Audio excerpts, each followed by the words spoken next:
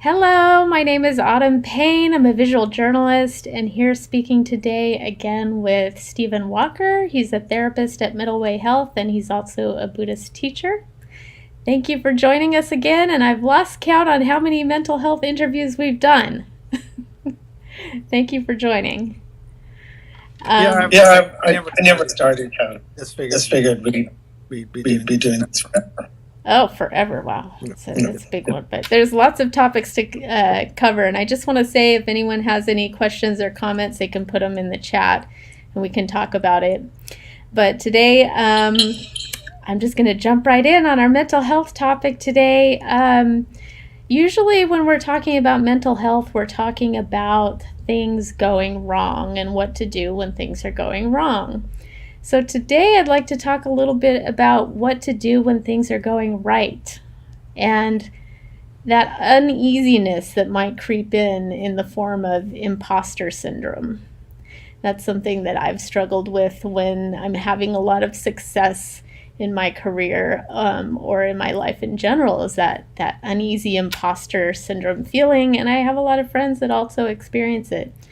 So, what is imposter syndrome, and how should we be looking at it or working with it? I was I was just just uh, we're getting a we're little getting a little on my on my side. side. Um, Um, it would be it would be overly overly in in ourselves. ourselves. Go ahead. It would It be would be uh, so we start seeing when things are going well. Sometimes our self image becomes more obvious. So things become more real. We're less invested in our self image, but the self image is still there.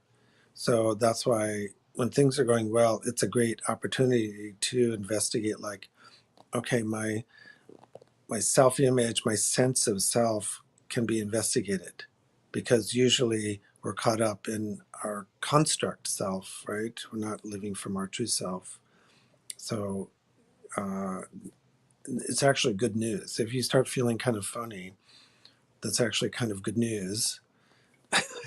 Oh, well, Yeah, this is very interesting. yeah. So, imposter syndrome can be good news?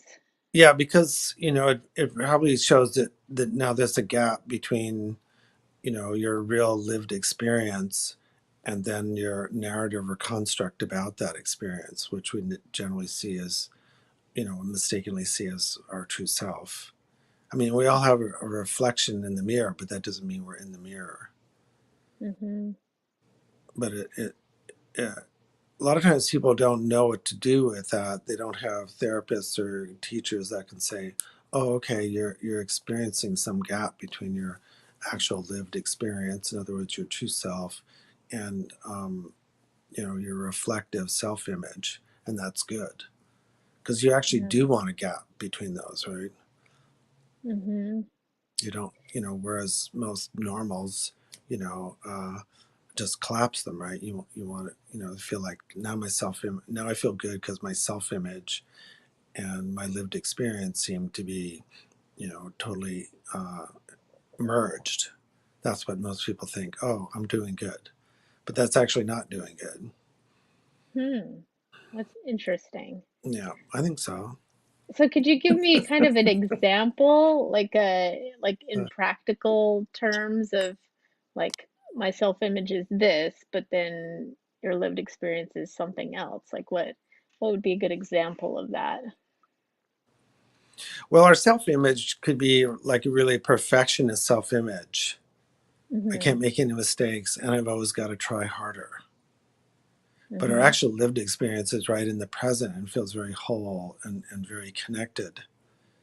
Like we're not striving to be like really present because we are present. So we don't have to be present. We are present. So we don't have to improve ourselves. There's nothing to Oh. improve. Oh I'm not boy. against self-image. I mean, it's just Yeah. it's looking at it's a mirror, but you don't want to like just walk around looking in the mirror all day. That's why it's good to have a self-image where it has it does reflect how things actually are, but it also allows us to make corrections. Hmm. But the reflection is not the actual lived experience. Yeah, so that's an opportunity to work with self-image, basically, is It's an what you're opportunity to saying. wake up a little bit. Yeah. Oh, that's good. That's Yeah. good. So I kind of looked at imposter syndrome as a negative thing, right? So like I'm doing really well, experiencing a lot of success, and yet I'm thinking, am I really the expert that I'm demonstrating right now, or am I deserving of the success or whatever, you know, like it might not be matching this image that I think that maybe I'm not a success. I don't know. Do you know what I mean? Even though the lived experience is, yes, you are demonstrating success. Yeah. So it's nice if it shows us the limit of a self image, the limit of a reflection. If we I recognize like the that. reflection as a reflection, it's not a problem. But Mm-hmm. usually we, get confused. Like a hot summer day, you're driving on the freeway and you see like a big pool of water on the freeway. Usually we're not fooled, but we could be would go, wow, that's weird. There's water and it's 110 degrees in the valley. Instead of Mm-hmm. going, oh, that's a mirage. It must be really hot. Mm-hmm. Yeah. So the mirage doesn't go away. The incorrect conclusion goes away. So Oh. a self image is a little bit like a mirage. It lets you know, oh, it's really hot out there, and the sun's this way, and you're driving this way. Yeah. Yeah. It's So very interesting. the a self image is kind of a nifty reference point.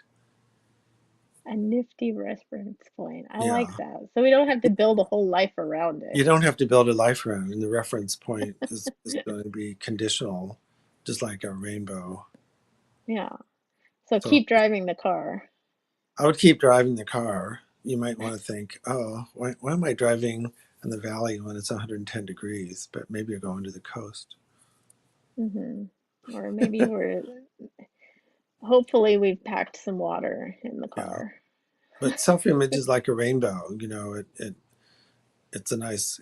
It appears through causes and conditions, but you can't chase it, right? Hmm. I And like that. I yeah, like that. I like seeing sort of this discomfort area as being an opportunity for seeing something truthful, which is our own sense of self to a mhm. certain degree is a construct. It Yeah. should be you know a motivation to investigate. I like that. Yeah.